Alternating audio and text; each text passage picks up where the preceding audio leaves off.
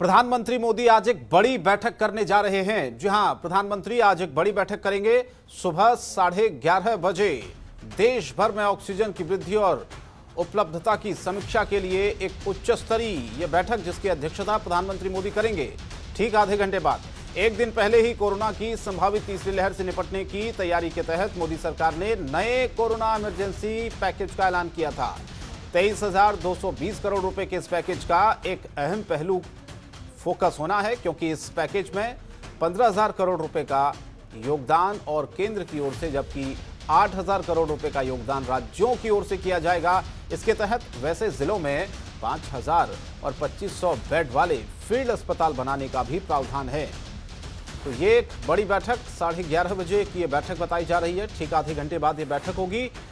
तीसरी लहर से निपटने की किस तरह से तैयारियां हो, इसको लेकर इस बैठक में समीक्षा की जानी है। ममता हमारी संवाददाता इस खबर पर सीधे लाइव जुड़े। ममता, एक बड़ी बैठक है, ठीक आधे घंटे बाद 11:30 बजे बताई जा रही है, जिसकी अध्यक्षता प्रधानमंत्री मोदी करेंगे। क्या विषय ऐसे, क्या मुद्दे रहेंगे जो इस बैठक में चर्चा का विषय बनेंगे?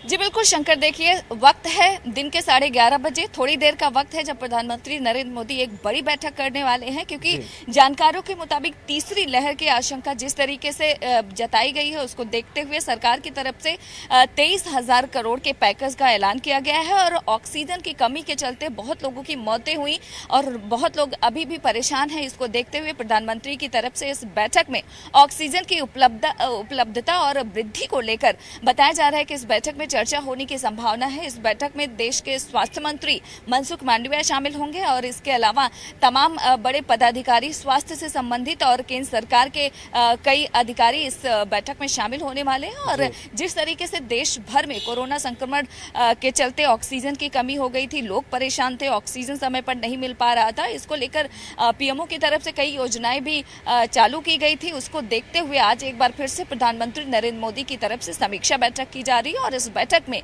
ऑक्सीजन की उपलब्धता कितने मात्रा में तमाम राज्यों को हुई है, क्योंकि राज्य जिस तरीके से लगातार डिमांड कर रहे थे ऑक्सीजन को लेकर, उसको लेकर समीक्षा बैठक करेंगे कि आखिरकार जितनी डिमांड थी क्या उतनी सप्लाई भी हो पाई है ऑक्सीजन की? नहीं, अगर नहीं हो पाई है तो वजह क्या है, और इसके अलावा वृद्धि किस तरीके से की जाए ऑक्सीजन की, देश में जितनी डिमांड है उसकी सप्लाई किस तरीके से और किया जाए, उसको लेकर भी प्रधानमंत्री इस बैठक में चर्चा करेंगे और जानने की कोशिश करेंगे कि देश के तमाम राज्यों के आज की तारीख में हालात क्या हैं। और ऐसे में अगर तीसरी लहर की चपेट में देश आता है तो आखिरकार उससे बचने के उपाय क्या हैं और उसके लिए कितनी जरूरत है, चाहे वो ऑक्सीजन हो या मेडिकल इक्विपमेंट हो। तो इन तमाम चीजों को लेकर प्रधानमंत्री 11:30 बजे एक बड़ी बैठक करने वाले हैं। और ऐसा कहा जा रहा है तीसरी लहर आने से पहले प्रधानमंत्री की तरफ से यह समीक्षा बैठक बेहद महत्वपूर्ण मानी जा रही है, क्योंकि जिस तरीके से लगातार डिमांड किया जा रहा था, अगर तीसरी लहर आती है तो उसमें किसी भी प्रकार की कोई कमी ना हो। और दूसरी लहर में हम लोगों ने देखा कि किस तरीके से पूरे देश भर में लोगों की मौतें हुई हैं, खासतौर पे ऑक्सीजन की कमी के चलते।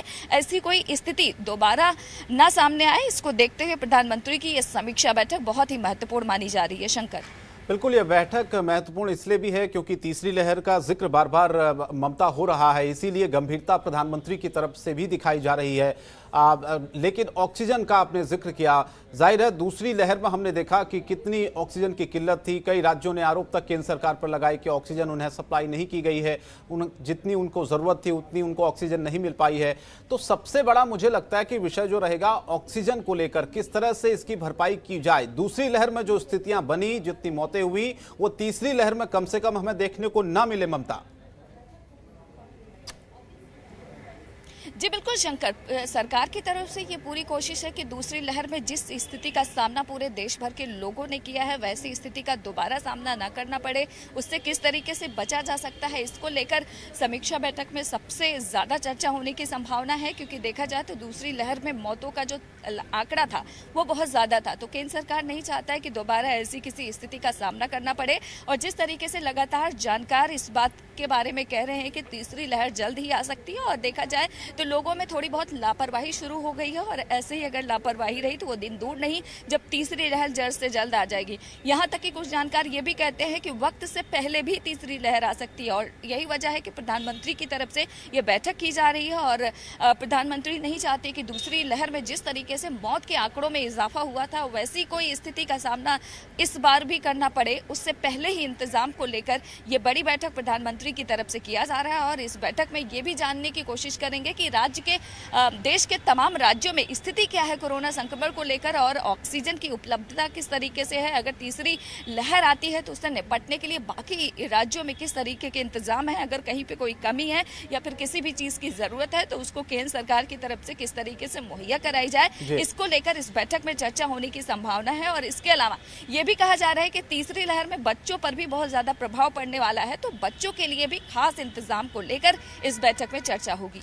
बिल्कुल, बच्चों को लेकर भी चर्चा होगी, खासतौर पर ऑक्सीजन का आपने जिक्र किया, क्या ऑक्सीजन प्लांट बढ़ाए जाएंगे, राज्यों को निर्देश दिए जाएंगे, और साथ ही साथ जो ऑक्सीजन सप्लाई है, जो लगातार हम देख रहे थे कि बीच में आरोप लगे कि ऑक्सीजन तो है लेकिन उसकी सप्लाई उस तरीके से नहीं हो पा रही है, इस पर ज्यादा जोर दिया जाएगा। लेकिन देखना होगा, 11:30 बजे ये बैठक शुरू होगी। ममता, आप नजर बनाए रखिएगा, आगे आपसे अपडेट लेते रहेंगे। फिलहाल बहुत बहुत धन्यवाद इस तमाम जानकारी के लिए। खबरों के निष्पक्ष विश्लेषण के लिए सब्सक्राइब करें जनतंत्र TV and press the bell icon.